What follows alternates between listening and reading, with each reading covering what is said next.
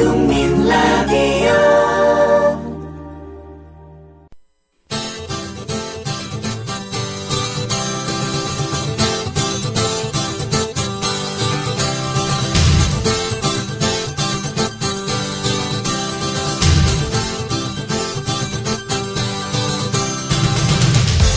투박하지만 정직하다. 비평을 비평하는 남자 서영석. 그가 바라본 세상. 사설과 칼럼을 통해 오늘을 짚어본다. 서영석의 라디오 비평. 안녕하십니까, 서영석입니다. 오늘 아침 한겨레신문을 봤더니요, 여론조사 결과가 나왔는데 적극 투표층이 69%로 증가했다는 소식이었습니다. 투표를 적극적으로 하겠다라는 사람이 69%라는 이야기인데요. 보통 적극 투표 의사를 가진 사람 퍼센티지에서 한 10%포인트 빼면은 투표율이 나온다고 합니다. 69%로 증가했다면 한 59% 투표율이 될 것 같습니다. 하지만 새누리당 지지층의 적극 투표 의사를 가진 적극 투표층은 훨씬 더 많이 늘었다고 합니다. 이른바 표결집 현상이 일어나고 있는 겁니다. 과연 새누리당이 표결집 현상을 일으킬 만큼 불리할까요? 그렇지 않습니다. 이 지경인데도 오늘 경향신문 인터넷판 톱 기사를 보니까 새누리당이 우세한 쪽이 6군데고 야당이 우세한 곳은 5군데에 불과했습니다. 그리고 경합지역이 6군데였습니다. 물론 광역단체장에 대한 여론조사입니다. 여야가 초접전을 벌이고 있다는 그런 이야기입니다.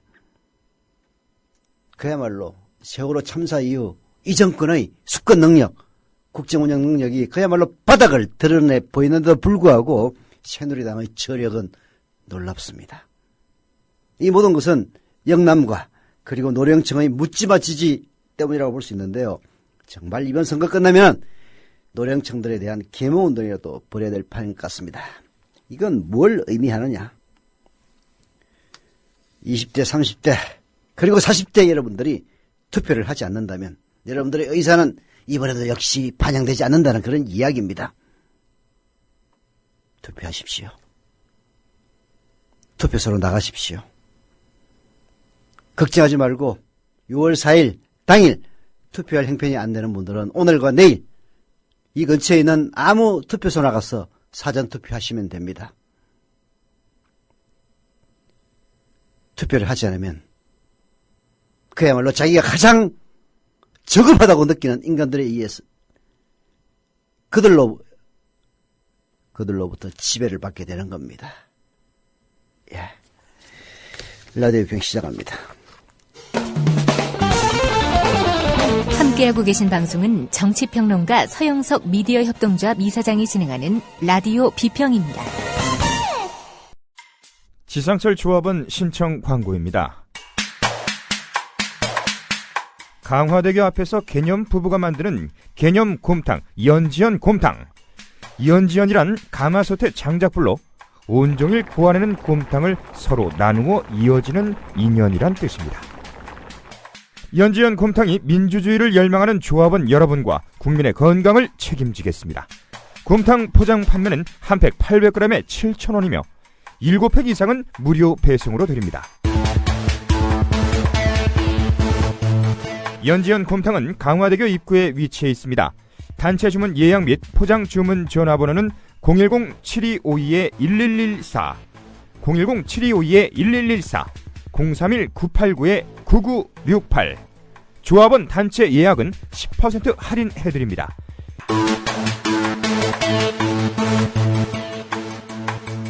포장 판매 금액의 10%는 국민TV 후원금으로 쓰입니다. 네, 노란 리본, 아주 이쁜 노란 리본, 우리 조합원 안재영님이 만드신 노란 리본 배지 당첨되신 분은 희망촛불님입니다. 축하드립니다. 아직까지 이틀 더 있습니다. 월요일, 화요일. 기회는 있으니까 만약 이 호응이 좋으면요, 안재영님에게 부탁해서 또 보내달라고 한번 해볼게요. 근데 뭐 안 보내주면 할 수 없습니다만은, 제가 투표하라 라고 말씀을 드렸습니다만은, 오늘의 책 클럽은 IM 피터가 쓴 사전투표가 불안해서 제일 먼저 했다면서 사전투표기를 올렸습니다. 한번 봅시다. 사전투표 과연 안전할까요? 사전투표 어떻게 해야 되는 걸까요? 들어봅시다. 방금 사전투표를 마치고 왔습니다. 사전투표는 선거일에 투표하기 어려운 유권자를 위해 6.4 지방선거일 이전인 5월 30일, 5월 31일 이틀간 전국 사전투표소 어디에서나 신분증만 있으면 투표할 수 있는 제도입니다. 전국 단위로는 이번이 처음입니다. 사전투표를 믿을 수 없다는 의견과 사전투표를 적극적으로 활용해야 한다는 주장이 계속 제기되고 있습니다. IM 피터는 과연 어느 주장이 맞는지 눈으로 직접 확인하고 싶었습니다. 그래서 사전투표가 시작되길 기다리며 밤을 새웠다가 차를 끌고 가서 제일 먼저 투표하고 왔습니다. 사전투표라고 해서 복잡할 것 같지만 그리 복잡하지 않습니다. 평소와 똑같이 신분증 들고 가서 투표하면 됩니다. 그러나 사전투표에서 제일 먼저 확인할 것은 자신이 관내 선거인인지 관외 선거인인지 여부입니다. 말하자면은 저의 경우에는 제가 기름동에 살기 때문에 기름동에서 투표를 하면은 사전투표를 하면은 저는 관내 선거인입니다. 그러나 제 직장은 합정동이니까 이 합정동의 사전투표소에서 사전투표를 하면 저는 관외 선거인이 되는 겁니다. 왜 관내가 중요하냐? 투표소를 가보면요. 관외 선거인은 따로 투표하게 되어 있습니다. 즉 내가 합정동에서 관외 선거인으로 투표를 하면은 그거를 봉투에 싸가지고 기름동의 재투표소로 보내줍니다. 그래서 관내냐 관외냐를 구분하는 겁니다. 사전투표에서 관내 선거인과 관외 선거인을 분류해야 하는 이유는 과거 부재자 투표처럼 관외 선거인이 기표한 투표용지 바로 자기 자신의 주민등록지로 보내지기 때문입니다. 관외 선거인은 사전투표소에 가면 신분증과 지문을 확인합니다. 이후 투표용지와 함께 회송용 봉투를 받습니다. 관외 선거인은 자신이 투표한 투표용지를 그냥 투표함에 넣는 것이 아니라 자신의 거주지역 관할 선관위 주소가 인쇄된 봉투에 넣고 봉함한 후 투표함에 넣습니다. 관외 선거인이 투표한 회송용 봉투는 매일 사전투표가 마감되면 사전투표자 수를 계산한 후 유치국장에게 인계되고 등기우편으로 해당 구, 시군 선관위로 발송됩니다. 인터넷에서는 사전투표를 믿을 수 없다는 의견이 많습니다. 그동안 선관위가 보여준 부실과 부정, 오류에 대해서 국민이 선관위와 선거 시스템을 그만큼 신뢰하지 않고 있기 때문입니다. 그래서 IM 피터, 사전투표에서 발생할 수 있는 여러 가지 위험성을 하나씩 살펴보고 있습니다. 그 첫 번째는 QR코드에 대한 불신과 의혹입니다. 사전투표에서 많은 사람들이 가장 먼저 제기하는 것이 바로 QR코드입니다. QR코드 자체에 많은 정보가 포함되어 있을 수 있기 때문입니다. 선관위는 QR코드에 일련번호, 선거명, 선거구명, 관할선거 관리위원회명만 들어가 있고 개인정보는 들어가 있지 않다고 밝히고 있습니다. 일련번호에 대한 공방이나 개인정보 유출 문제는 그리 많지 않다고 봅니다. 문제는 QR코드가 인쇄되어 나오는 투표용지를 출력하는 프린터와 관리 운용하는 소프트웨어의 문제입니다. 선관위는 절대 그럴 일 없다고 하지만 실제 사람이 하는 일은 100% 장담할 수 없습니다. 그렇기 때문에 QR코드와 프린터 등에 대한 관리와 불상사가 벌어졌을 경우에 대한 대비책과 검증 문제를 선관위가 제대로 공개 감사받을 수 있는 환경이 조성되어야 합니다. 이것이야말로 야당 국회의원들이 명심해야 될 사안입니다. 두 번째는 제가 기름동에 투표를 해야 될 제가 사전투표를 합정동에서 했을 때 저는 회송용 봉투를 받아가지고 봉인한 다음에 이거를 줍니다. 그러면 그게 과연 제대로 기름동에 있는 재투표소로 그게 갈 수 있을 것인지 회송봉투 우편배송에 대한 신뢰 문제가 등장합니다. 한국은 항상 부재자 투표에 대한 문제점이 제기되어 왔습니다. 그것은 부재자 투표에서 늘 의심스러운 정황이 발생해 유권자들을 혼란스럽게 만들었기 때문입니다. 지난 대선에서도 부재자 투표 봉투에 속이 비치는 사진들이 올라오면서 논란과 의혹이 가중됐었습니다. 이번 관외 선거인 회송용 봉투는 황색으로 밖에서는 볼 수 없도록 했습니다. 회송용 봉투가 속이 비치지 않는 재질로 나오는 것은 괜찮습니다. 그러나 매일 사전투표일이 끝나면 특수 우편물로 취급 우체국을 통해 관할 선관위에 배달되는 시스템을 과연 믿을 수 있는가라는 부분은 여전히 남아 있습니다.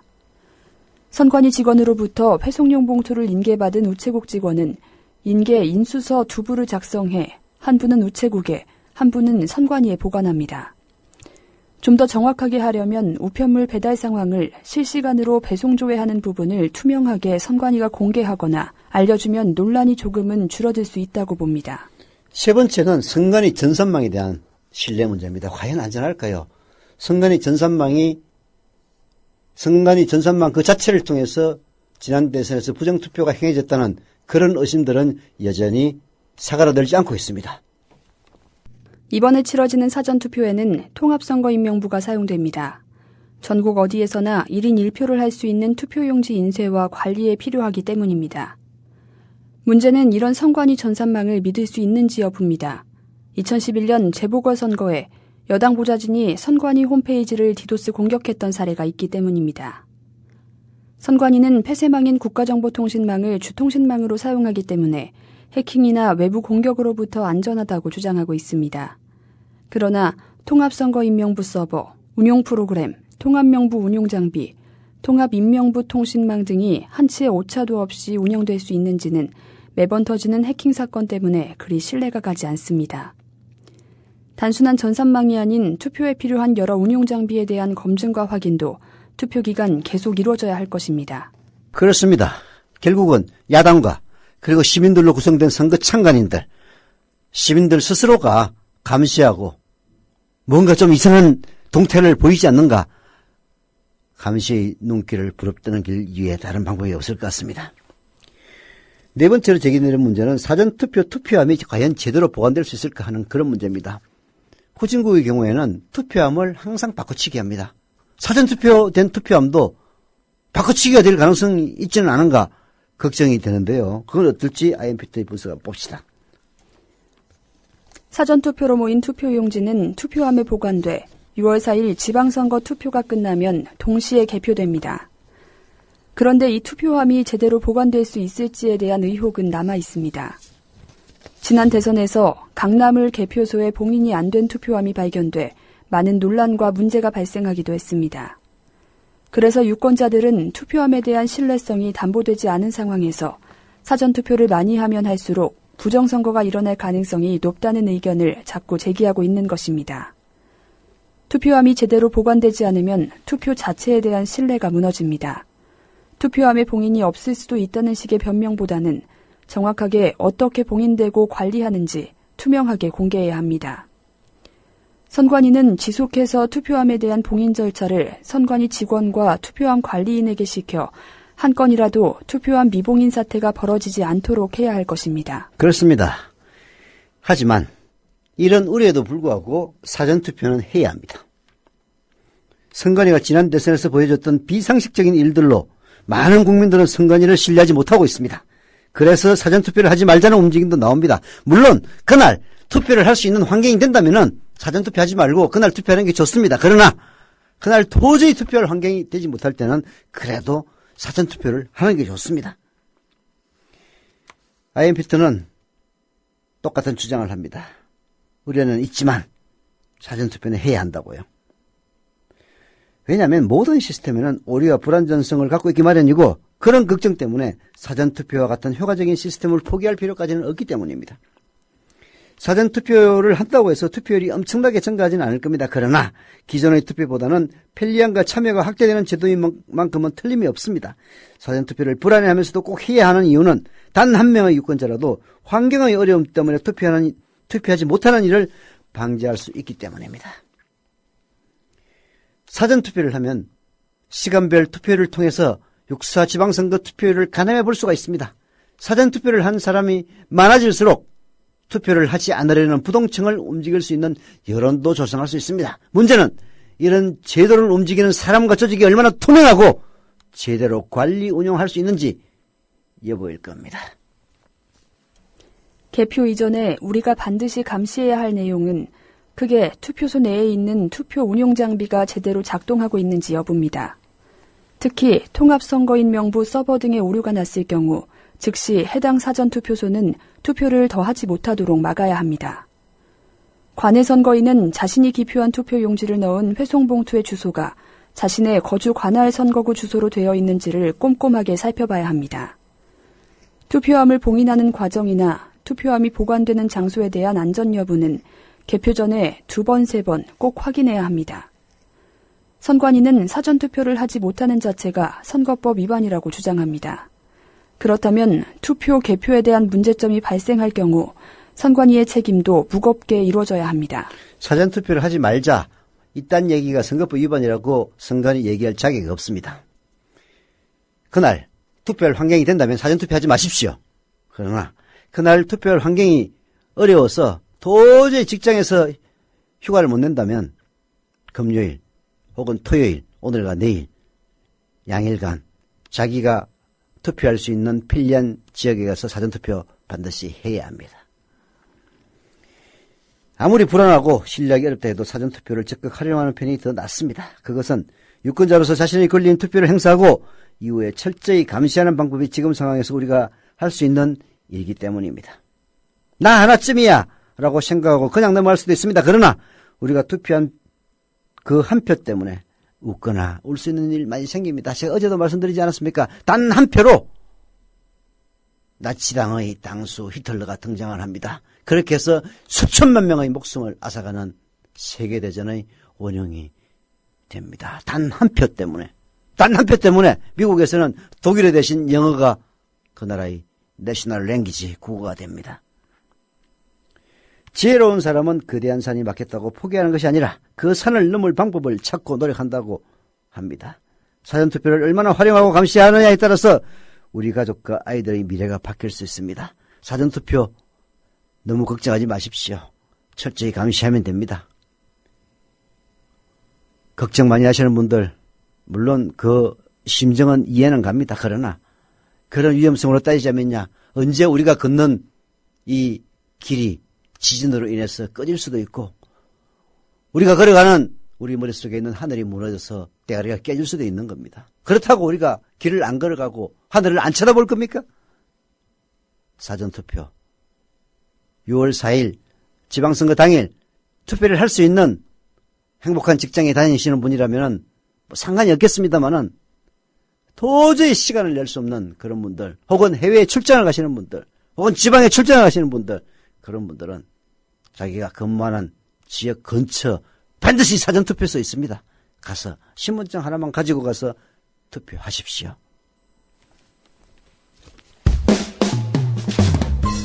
지방선거일? 6월 4일이죠. 그런데 그날 딴 일이 있으세요? 그럼 사전투표 어떠세요? 언제 어디서 하나요? 5월 30일 금요일 아니면 31일 토요일 오전 6시부터 오후 6시까지 전국 3,506개 투표소를 찾아가시면 됩니다.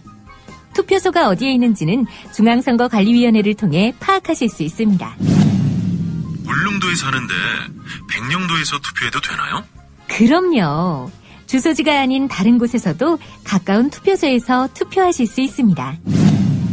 부재자 투표하고 비슷한 것 같은데 부재자 투표하려면 신고해야 하잖아요. 아닙니다. 신분증만 가지고 가시면 됩니다. 어떠세요? 편리하시죠? 투표 근육 잔뜩 키워서 5월 30일 금요일 아니면 31일 토요일 오전 6시부터 오후 6시까지 투표 잊지 마세요. 네. 미래입동주와 국민TV 작년 3월 3일 창립총회를 거친 뒤 4월 1일 라디오 방송을 하고 정신없이 달려온 지 1년이 넘었습니다. 지난 4월 1일부터는 TV뉴스 매일 1시간씩 하고 있습니다. 지금은 역량이 부족해서 월화수목금 5밖에 하지 못합니다. 30여 명의 인원으로 매일 1시간의 뉴스를 만들어내려고 하니까 토요일, 일요일까지 하게 되면 파김치가 됩니다. 지금도 그야말로 가해 근무로 중노동에 시달리고 있는 것이 뉴스K 제작진의 어려움입니다. 조합원에 가입해 주십시오. 더 많은 조합원이 가입하고 더 많은 출자금이 생기고 그리고 가입한 조합원들께서 매달 11,000원 이상 CMS 기자이체 사용료를 납부해 주시면은 더 많은 인원으로, 더 많은 인력과 장비로 더 좋은 방송 할 수 있습니다. 월화수목금 방송에서 토요일 일요일 방송으로 확대될 수 있습니다. 그리고 아침 뉴스, 정오 뉴스, TV로도 나갈 수 있습니다. 그리고 뉴스 관련 여러 가지 특집 프로그램들, 여러분들 PD수첩 이런 프로그램, 추적 60분 이런 프로그램 부러워하셨죠? 그야말로 공정하고 독립적인 언론 국민TV가 탐사 보도 분야에서도 새로운 영역을 개척할 겁니다. 조합원으로 가입해 주십시오. 미디어동작 국민TV 조합원 가입하는 방법 쉽습니다. 자본과 권력으로부터 자유로운 진짜 공정언론 국민TV 조합원 되고 싶으신 분들은 국민TV 홈페이지 kukmin.tv로 들어오셔서 맨 위쪽에 조합원 가입 신청 클릭하시면 됩니다. 이미 조합원이신 분들은 주변에 뉴스K 시청 방법 알려드리면서 조합원 가입을 유도해 주십시오. 인터넷 사용이 불편하신 분들의 경우에는 미디어동작 사무국 02-3144-7737 02-3144-0933으로 전화하시면 직접 친절하게 가입시켜 드립니다. 도곡동 지하철 자칫 참사로 번질 뻔했던 사건이었습니다. 그러나 그 역무원과 승객들의 침착한 대처로 대구 지하철 참사와도 같은 그런 대행 참사로 번지지 않았습니다. 역시 사람이 먼저인 겁니다. 오늘 경향신문에서는 온몸을 던져서 대행 참사를 막은 역무원과 시민이라는 지하의 사설을 통해서 이들을 칭찬하고 있는데요. 정말 안전에 대해서 온갖 이야기를 다 하고 있습니다. 이 정부, 박근혜 정부, 새 정부 출범하면서 국민 안전을 국가의 중요한 존립 근거로 삼겠다고 얼마나 나발을 불어댔습니까? 행정안전부 이름을 안전행정부로 이름을 갖다가 안전을 앞으로 땡기는데 그런 코미디 같은 결정으로 문서와 간판을 바꾸는데 10수억 원을 썼다고 합니다. 미친 정부 아닙니까? 다시 행정자치부라고 하는 5년 전 이름으로 되돌려서 또 한 차례 예산 낭비를 앞두고 있습니다. 5년 전 폐지된 교육부총리제를 부활한다고 합니다. 마찬가지로 작년 12월에는 국가안전보장회의 상설조직이 5년 만에 부활했습니다. 결국은 안 바꿔도 될 일 아니었습니까? 누가 책임져야 할 겁니까? 5년 전 교육부총리제를 폐지하고 그리고 NSC 상설조직을 폐지했던 인간 바로 이명박입니다. 이명박 정권을 이은 정권이 바로 박근혜입니다. 안전, 사람에 대한 투자가 먼저입니다. 경향신문의 사설 읽어봅시다. 경주 마우나오션 리조트 체육관 붕괴, 여객선 세월호 침몰, 고양 종합시외버스터미널 화재, 장성 효실천 사랑나눔 요양병원 화재.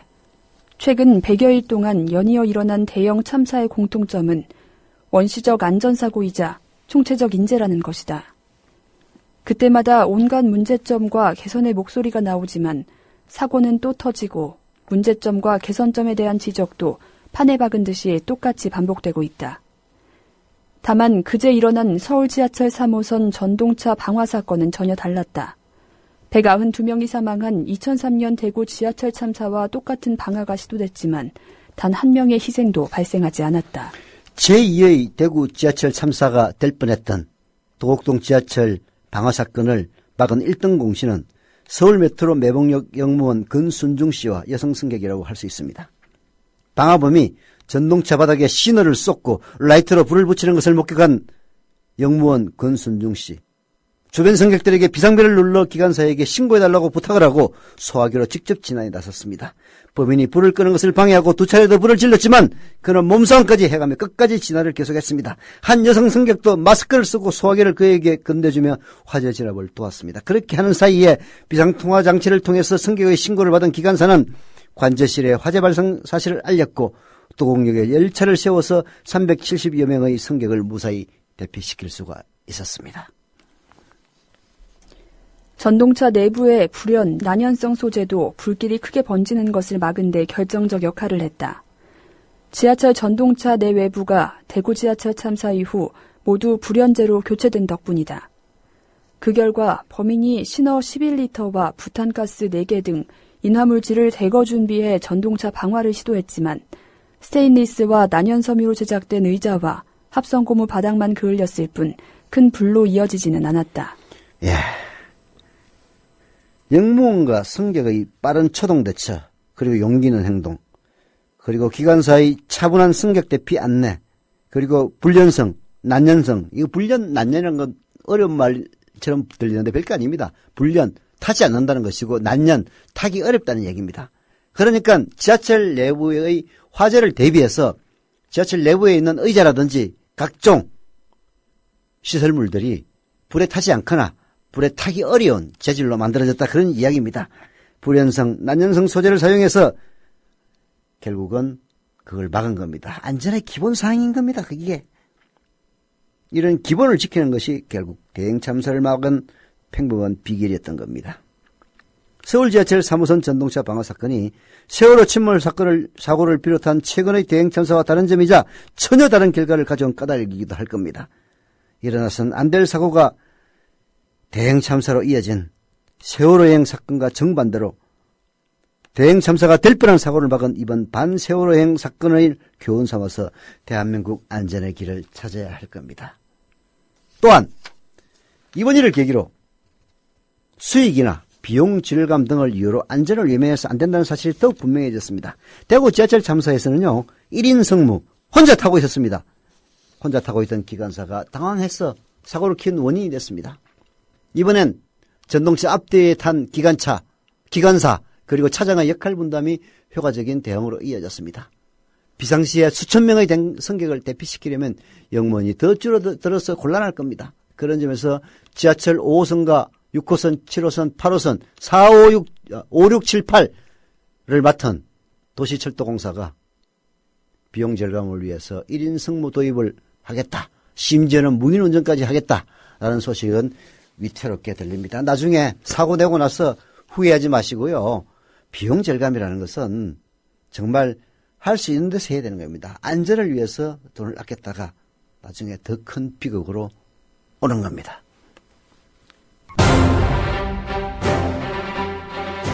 국민TV 국민라디오 18시간 투개표 특별방송 풀뿌리 민주주의 당신의 손으로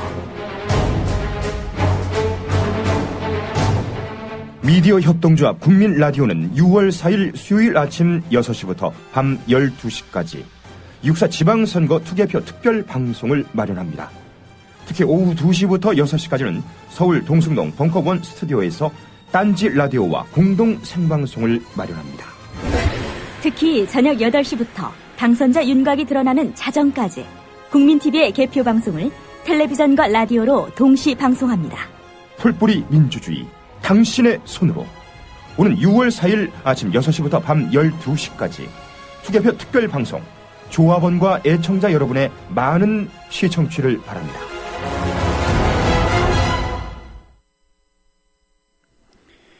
KBS 결국은 파업으로 갔습니다. 기란영이 넌 도대체 KBS 전직을 하고 싸우려는 거냐? 한겨레신문의 사설입니다. 한국방송사원들이 결국 파업으로 내몰렸다.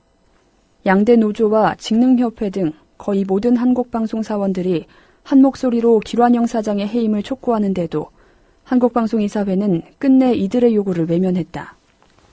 9시간의 마라톤 회의 끝에 이사회는 길 사장 해임안 포결을 지방선거 다음 날인 6월 5일로 연기했다. 한국방송 양대 노조는 29일 새벽 5시를 기해 파업에 들어갔다.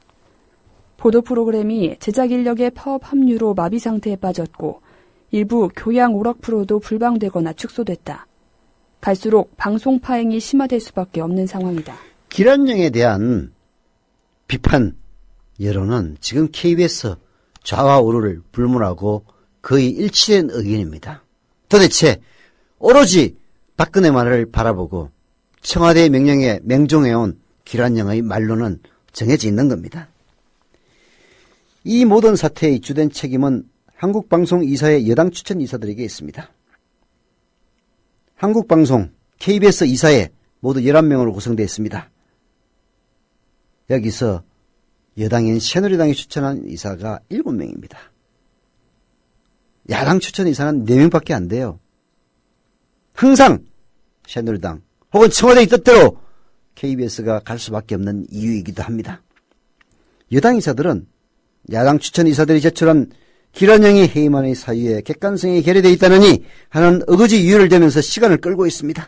야당 추천 이사들이 여권 이사들의 요구를 받아들여 그 자리에서 문구를 수정했지만 결국 표결은 이루어지지 않았습니다. 사장을 해임하려면 이사회에서 표결하면 됩니다. 여당 이사들이 왜 표결을 미루는지 그 속내를 정확히 알 수는 없지만 여권에 불리한 문재인이 일단 지방선거 뒤에까지 미뤄두고 눈치를 보자는 뜻, 그것으로 보입니다. 한국방송 이사회의 이런 기회주의와 무책임성도 문제지만 사태를 이 지경으로 몰고 온 장본인이 길 사장임은 두말할 것도 없다. 길 사장은 한국방송 양대 노조가 파업에 들어가자 근로조건이 아닌 사장 퇴진을 목적으로 하기 때문에 불법 파업이라고 반격하며 징계와 민형사 소송으로 대처하겠다고 으름장을 놓고 있다. 그러나 지금은 사원들에 대한 그런 막무가내 위협으로 위기에서 벗어날 수 있는 상황이 아니다.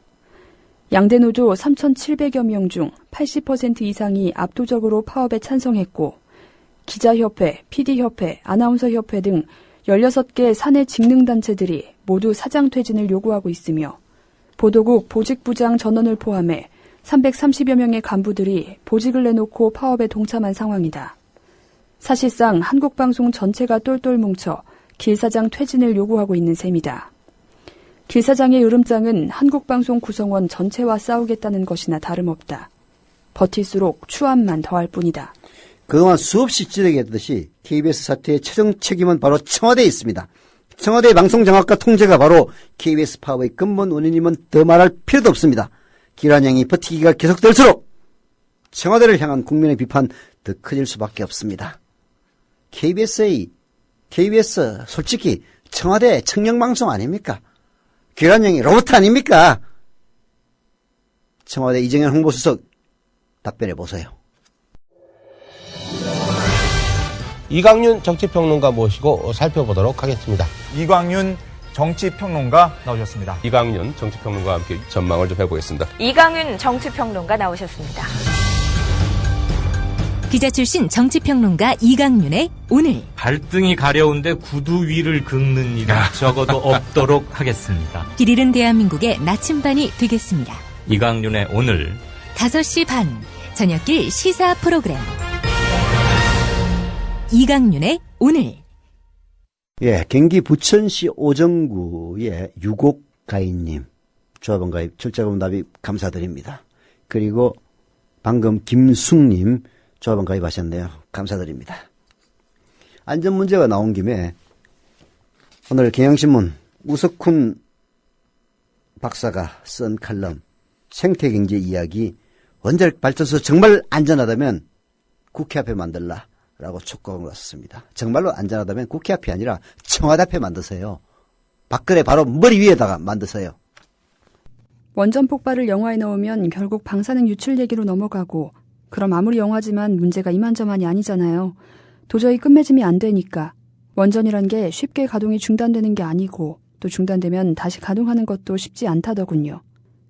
2011년 3월 17일 국민일보 윤재균 감독 인터뷰 중 1000만 영화 중에 하나로 당당히 이름을 올리고 있는 해운대는 참 좋은 영화라고 생각합니다. 인간의 욕망 위에 세워 올린 탐욕이 얼마나 험한 것인지 그런 메시지에 가슴이 찡했습니다. 원래 이 영화에는 고리 원자력 발전소가 위험에 빠지는 이야기가 시나리오 검토 때 포함되어 있었습니다만은 방금 감독이 밝히고 있듯이 스토리가 너무 복잡해져서 마무리 짓기가 쉽지 않아서 빠졌다고 합니다. 그러나 영화의 설정대로 해운대의 고청 주상복합의 꼭대기층도 안전하지 못할 정도로 쓰나미가 온다면 그렇다면 고리 원전은 이 질문은 필연적인 겁니다. 세상에 인간이 하는 일 중에서 절대적으로 안전한 일은 없습니다. 부품과 제어 장치의 숫자가 많아질수록 그리고 그 장치가 다루고 있는 에너지의 밀도가 높으면 높을수록 위험은 점점 높아집니다. 세월호의 참사 앞에서 절대로 안전하다.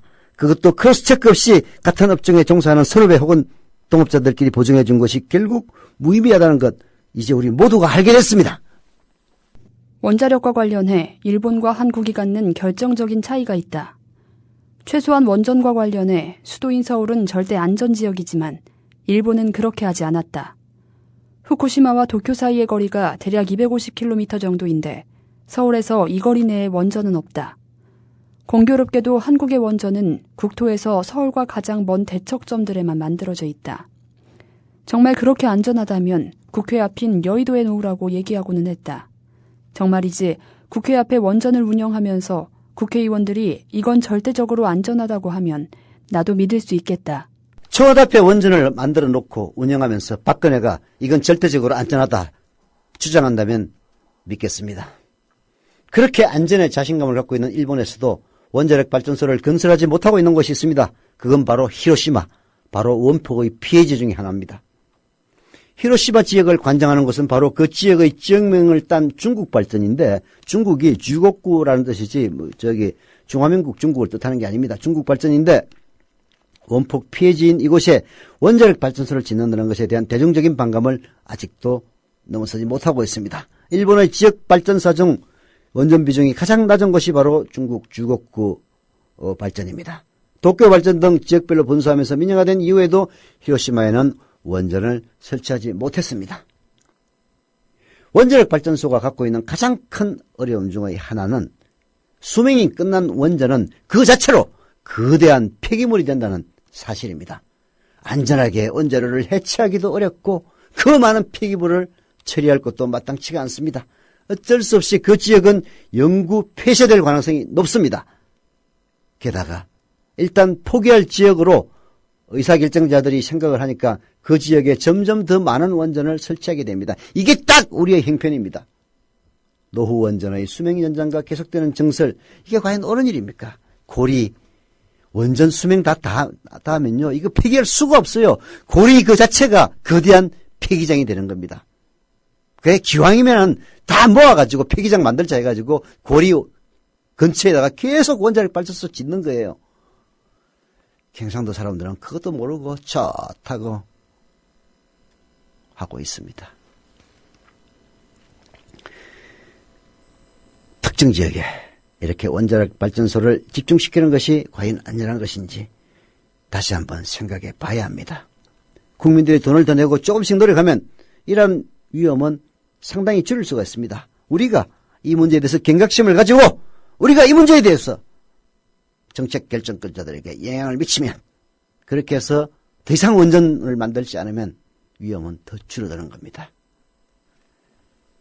라디오 비평 마칩니다.